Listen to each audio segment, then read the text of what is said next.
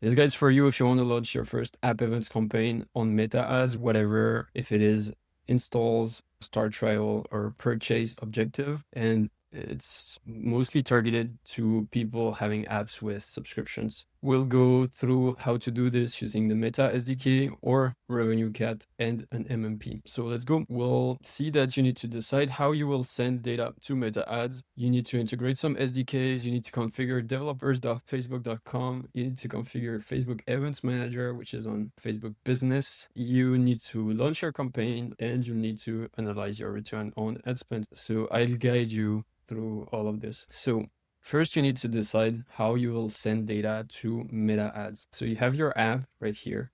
You can track these events, so install, start trial, and purchase. So both the events and the values of these events. And so you have so many options, right, to track all of these events. You've probably heard about SKAN on iOS. You can use this. You can use the Facebook SDK if you want to do some ads on Meta. You can as well use the TikTok SDK if you want to run some campaigns on TikTok. You can use ad services on iOS, which is specifically for Apple search ads. So this is not today's discussion. You can use the Firebase SDK, which actually works to attribute campaigns for Google ads. You also have some tools that we call subscription analytics tools, such as RevenueCat, but you also have conversion, Adaptive, Purchasely, etc. We'll discuss about this. We have MMPs that you can use, such as Adjust, AppsFlyer, Tangent, and Singular, which can basically send these events to any ad networks, be it Meta, TikTok, Google Ads, or SDK networks such as AppLovin, Unity, and Mintegral. Actually, you need an MMP in order to work with SDK networks. You might think that you can track such events and send them to ad networks using your product analytics tools such as Amplitude, PostHog, or Mixpanel. I don't think this is a good idea. I recommend not to do this. This is simply not these tools' purpose. They're mostly targeted towards helping you improve your product, not necessarily send data to ad networks. You might as well think that customer data platforms such as Segment or RudderStack could help you. These are tools for like enterprise. I advise you to just forget about this. And you could also do reverse ETL or some custom built stuff. Again, I don't recommend doing so, specifically because I'll recommend you to just use the Facebook SDK if this is your very first campaigns. And if you're a little bit further, I advise you to implement MMPs to have a more sophisticated and precise overview about your campaign's performance. So I advise you to just run your first test with the Facebook SDK. So you can just implement it and track your events using the client-side SDK. I recommend you to just track the start trial and purchase events from the client, not anything server-side. I'll explain why. I also recommend you to implement a subscription analytics tools like RevenueCat or its competitors. And I recommend you not to send the events to Meta ads from RevenueCat. These tools integrations with Meta's conversions APIs are currently broken. And I usually recommend implementing an MMP only when you have some positive signs comes to your first campaigns. Quick note about TikTok ads. It's not necessarily a blocker. Having the Facebook SDK means that you might use it to interoperate with SK ad network, but the TikTok SDK can do this as well. The same logic applies to Google ads. You basically need to decide which one updates your conversion values. Why do I not recommend to have an MMP now? I think that you do not need to benchmark MMPs and spend a lot of time right now understanding their docs and implementing all of their features, etc.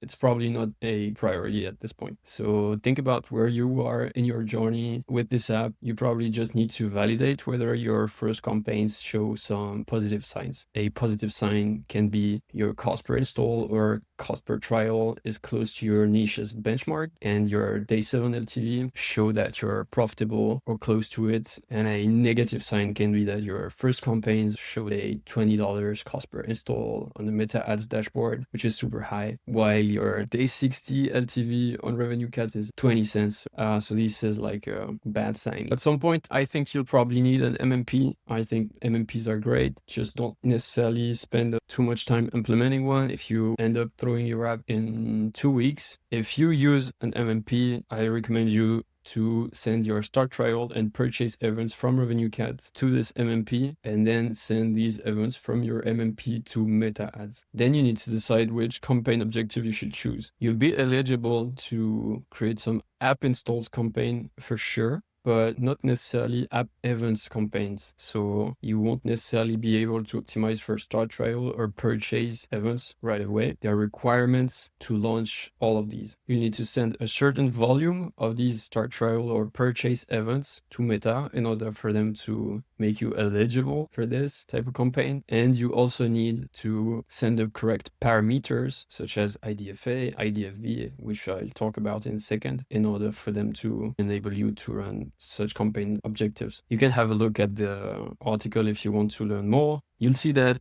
there are a few different campaign types when it comes to launching campaigns on Meta Ads for mobile apps. By campaign type, I mean attribution method, as opposed to campaign objectives, which we discussed just before. So for iOS, there are two main attribution methods, and there's just one for Android. So if we compare them, you can see that it boils down to the attribution method that the campaign type uses. AEM, so aggregated event measurement campaigns, use Meta's probabilistic, so IDFV plus the IP address plus some device signals plus server to server events if you have some, and it works regardless of ATT status. Actually, it doesn't use SKAN network, and it's like real time. Whereas SKAN campaigns use only SKAN network, which is a framework from Apple, and these campaigns work regardless of ATT status, and the reporting is delayed from 24 to 144 hours, and actually uses SKAN network. And for Android, it's basic, like they use GAID and another thing which is called install refer, and the reporting is real time, and of course it doesn't use SKAN network. So as you can see, the attribution method is different for each one. So obviously each campaign type is going to give you different results. And of course, I'm not talking about web to app or web to web flow here, which are entirely different from this setup. This is for app promotion campaigns. So now digging even deeper to see what Meta Ads needs as parameters for the events you send. So the reason why I recommend to use the Meta SDK or an MMP if you are kind of further in your journey is that it makes collecting the right parameters simple for iOS AEM attribution and SKAN attribution. Android attribution is super simple in comparison, but you want your campaigns to work for iOS in the first place. So here's the list of parameters that you can send to Meta as part of the install, start trial, and purchase events, depending on the campaign type you want to run. So there are the iOS AEM app campaigns, iOS SKAN app campaigns, and Android app campaigns. Some are required, some are optional, depending on campaign types. Here's a full breakdown, and if you think something is false, this documentation is actually open source and you can contribute to it to correct me, but I'm pretty confident about what I wrote. So a parameter you can send is the vendor ID, which is required for iOS AEM and not required for iOS SKAN. And it's important because of this. Basically, I break down all of the IDs you need to send to Meta, or you could send, but like it's not required. So you can have a look at this list and it'll show you what's important when you track your events in your app. I'm not going to go through this here. This is like super boring. These are super, super long. But as you can see, all campaign types use different data points. So you should not be surprised to have very different results between each of these campaign types. Also, don't stress too much about whether you should send personal info such as email, etc. They're not super important at this stage. What's most important is IDFA, IDFV, IP address, and device parameters actually. And they will be passed correctly if you use the Meta SDK or an MMP to collect them. If you run into issues with AEM campaigns eligibility, I'm 100% sure this is because one of those parameters is missing from your client-side code. The reason I recommend to track app events like start trial and purchase from the client using Meta's SDK and not through Meta's server-side solution called Conversions API is because you might think RevenueCat can send this to Meta for you directly, as they have an integration with Meta's Conversions API. However, RevenueCat's integration doesn't work well, and it's the same for all of its competitors. And I'll update this if it changes, and things move fast, so I expect this to change soon. But don't necessarily waste time with their integration. It's currently broken, and it's early 2026. However, RevenueCat's integrations with MMPs work perfectly well, and MMPs correctly pass the required parameters to ad networks, and Meta consider your MMP as a single source. So when you're past your first tests, use an MMP alongside its integration with RevenueCat as your event source for Meta ads, and that'll work fine. Great. So now you need to integrate the Meta SDK and set up the ATT prompt on iOS.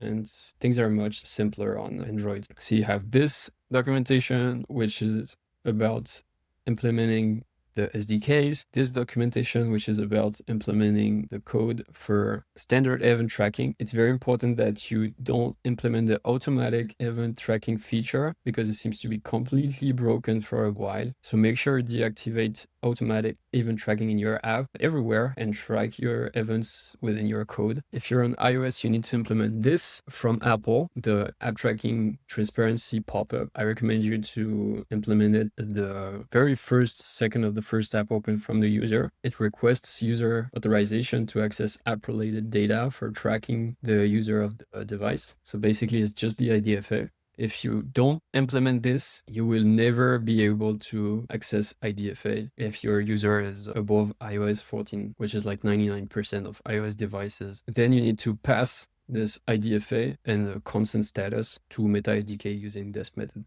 So good luck with this. I'm not a developer. I'm not going to walk you through all of this.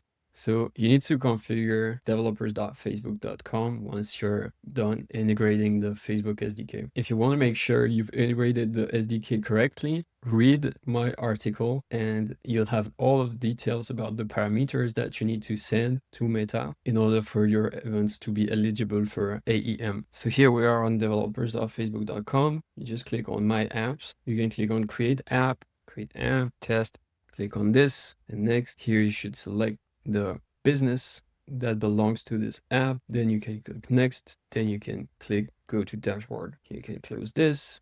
Under app settings, you can add your privacy policy and terms and conditions. It's better to have your business verified, but I'm not sure it's a requirement. Here you can put your privacy policy and your terms of services. You can change the category, whatever it is, and save the changes. Then you can click on publish and publish again, and boom, your app is successfully published. It will put your app in live mode.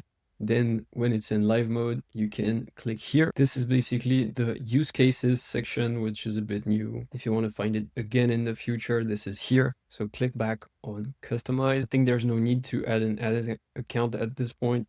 Just click on add platforms and app store. You can click on iOS, and here it's fine to just input the iPhone store ID. So for instance, for Instagram, their ID is this. So let's copy paste this. There you go. Don't need to input this. You don't need to input your shared secret because the in-app events automatic login is broken and the shared secret is for automatic purchase tracking. You can save here. If you have an Android app, you can click here to add it. You can select the Play Store. You need to find your key hashes in your Play Store console. You can add the package name here. Here, the class name can be com.facebook.activity. And here I cannot save because I don't have a key hash. This is just for the example, but you need to input this. I don't recommend this again. So you should be done here. Then you also need to accept Meta's AEM terms. So you can select your app here, read this if you're interested, scroll down, and click on accept. You can see this has been accepted. And then you'll need to configure Meta Events Manager for AEM campaigns and SK Ad Network for SKAN campaigns. So if you've correctly completed the steps above, you need to check the Meta Events Manager interface to see whether you're eligible for AEM campaigns. So here's the link. You should arrive at something like this. Click on your app, and under overview, you should see some events. Like, obviously, I don't have any events, but if you've tested things properly, you at least have your events. You can try the test events thing from Facebook. I've never seen it work, but maybe it will work for you. But the idea is that if you've released your app with the Facebook SDK, then you will have some data here. Go to settings, and we're going to check whether we're eligible for AEM campaigns. I guess we won't because we don't have any events, but let's see.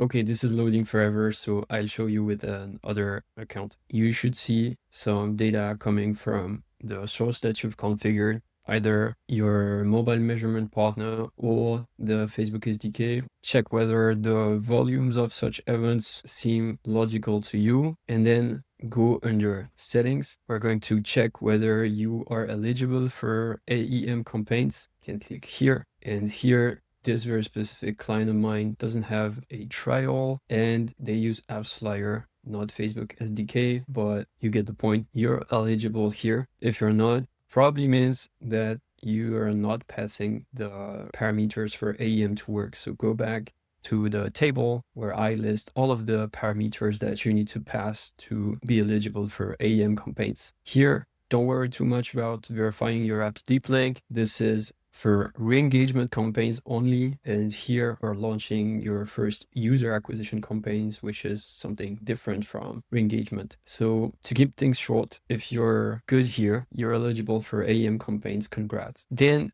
let's configure SK Ad Network. You can configure SK Ad Network for Facebook SDK if you have the Facebook SDK. You don't need to configure this if you are launching only AEM campaigns, because AEM doesn't use SK Ad Network. If you want to use the Facebook SDK for SKAN, you can click here,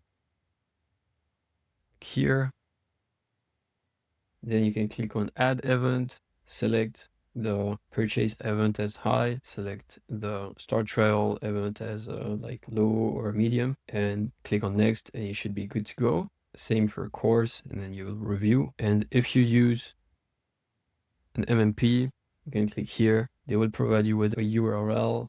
You can click connect, and it will align with whatever you have set up in your MMP's SKAN configuration. Now let's go back. So if you've configured this, you're good to go. This client is only using AEM, so I'm not configuring this. For Android, there's not much to know. You can basically follow the list of parameters that you need to send, and there's not much that you can do in order to make sure everything is correctly tracked. One last thing here, Facebook enables you to choose which of your integrations you're using to optimize your campaigns. So if you click here, you'll be able to change whether you're using AppsFlyer or the Facebook SDK for iOS or Android. And that's why it's usually fine to have both. And now we can launch our campaign. So I'm assuming you've created an ads account, that you've linked it to your payment details, etc. You can click on create here, choose app promotion. Don't worry about this. Click on continue. I usually follow a naming convention such as this one. For buying type, you can stick to auction. The campaign objective is app promotion, as we've seen. You can input a campaign spending limit. I don't necessarily recommend putting one. You can have your budget at your campaign level or ad set budget. I recommend sticking with campaign budget. Here you can input $50 at the very minimum, but I recommend ideally to have 50 times your cost per target event as your weekly budget. So if you expect your start trial events to be at $15, which is like okay, and you need 50 of them per week, then your daily budget should more or less be like $110, but let's put 50 here. If you target iOS, you should toggle this on. As a campaign-based strategy here, I advise you to stick to highest volume or value, because you are looking to understand the costs that Facebook gives you for your app and for the objectives that you have. And the other bid strategies will actually give it some constraints, and you don't necessarily want this at this point. So here you can select your app. No need to worry about A/B test yet, and no need to worry about special ad categories, except if you're a special category. Here I follow a naming convention where I just put the same as the campaign name and just input the targeting, but do what you want.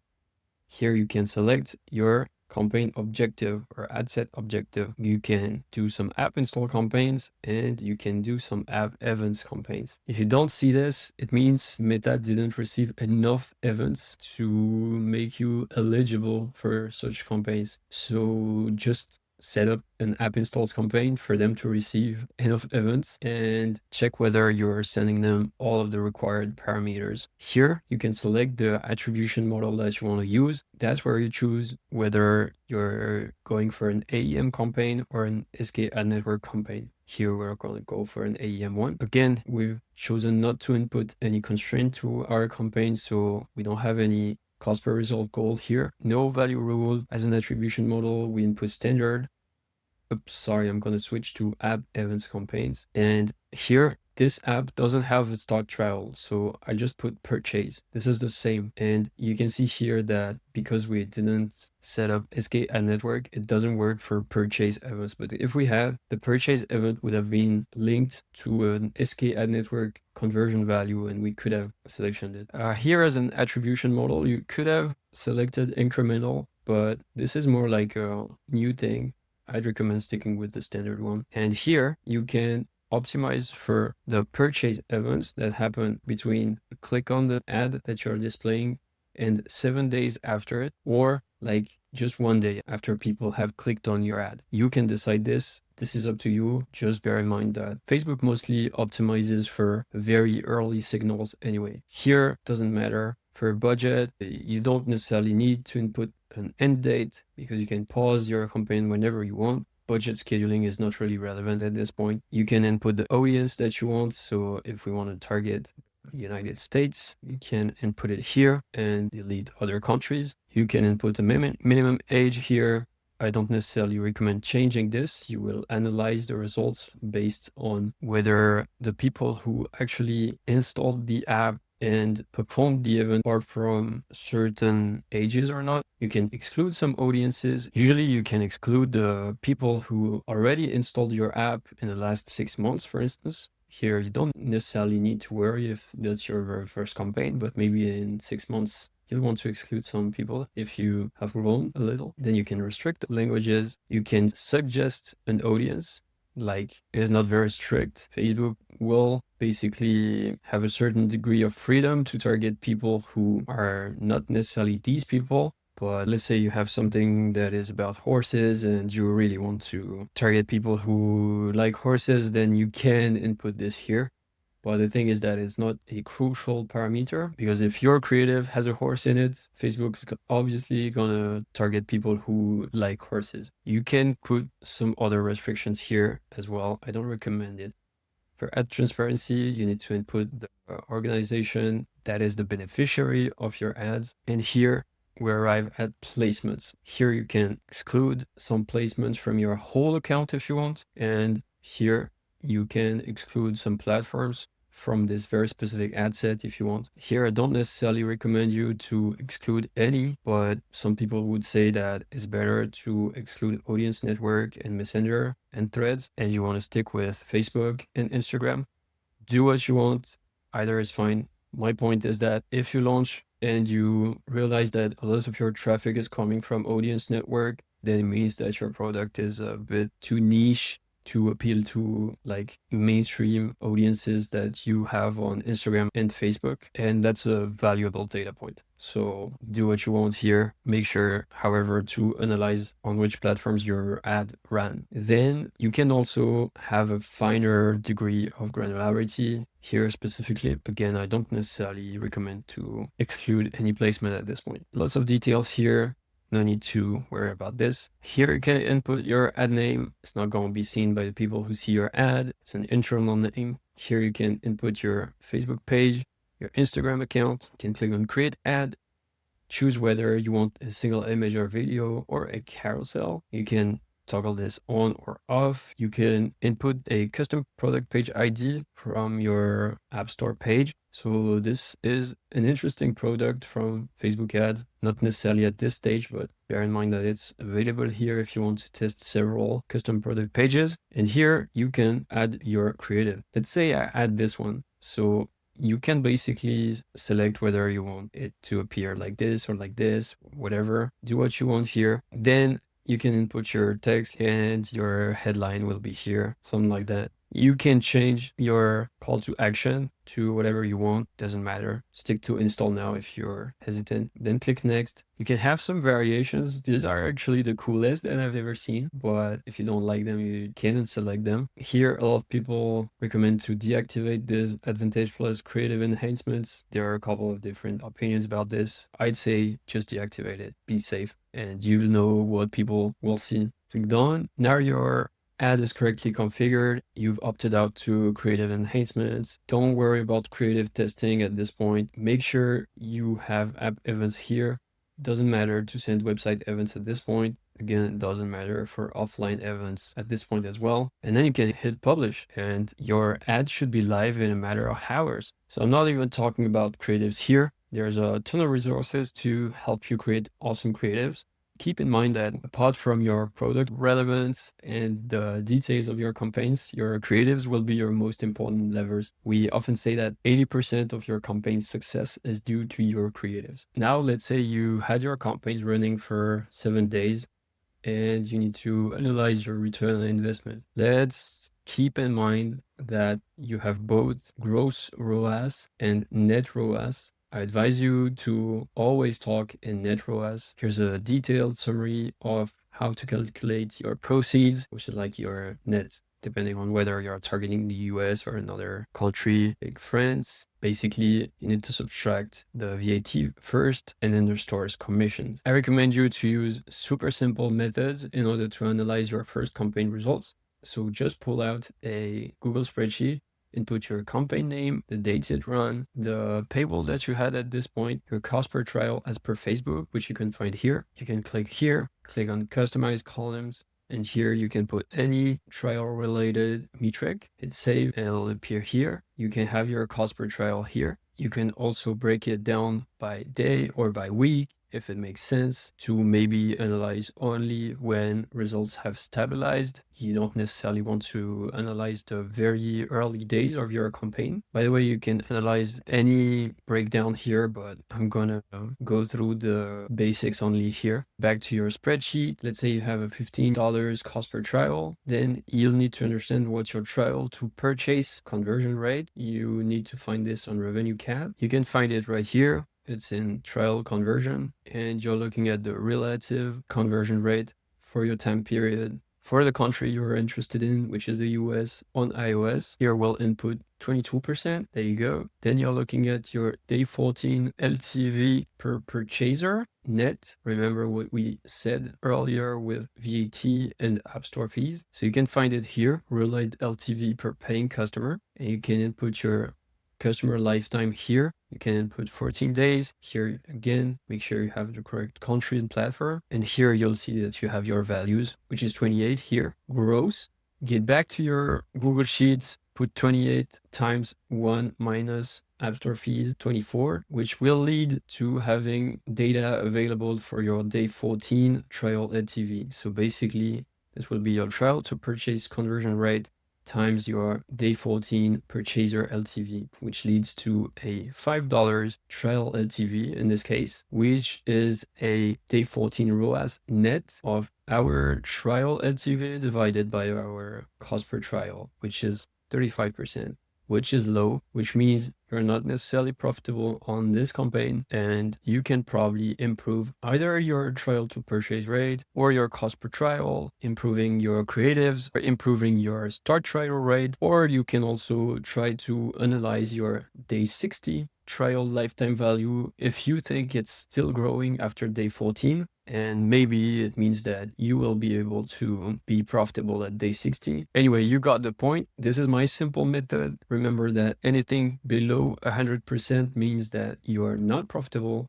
Anything above means that you are profitable. The point is that it's very common for consumer apps to have break-even windows that range from 60 to 365 days, especially in very crowded niches. For instance, Voodoo, which is an extremely competitive gaming company, operates on a basis of a 150% ROAS goal after 120 days. as stated publicly by one of their VPs, which means they probably break even around day 60, just a guess here. If you break even much faster than this, then you probably have a very interesting product, and I won't work with you because it means my job will be super easy. And yeah, just don't believe the hype. Not everyone has a 90% or a 100% break even at day 7. It's possible though. And the apps that actually have this will experience the fastest growth, #1 spots on the App Store, etc. And if that's not the results you have, but your companies that are profitable, even at day 60 or day 90, you can still probably grow by spending more on your campaigns. And in the meantime, you can still work to try to reduce your time to break even or improve your long-term LTV, whatever goal you identified that helps you grow best. So I hope this was helpful for you. All of the things we talked about are on docs.firsttry.co. If you're already spending on paid user acquisition, you can book a 15 minutes diagnostic call with me to review your Meta ad setup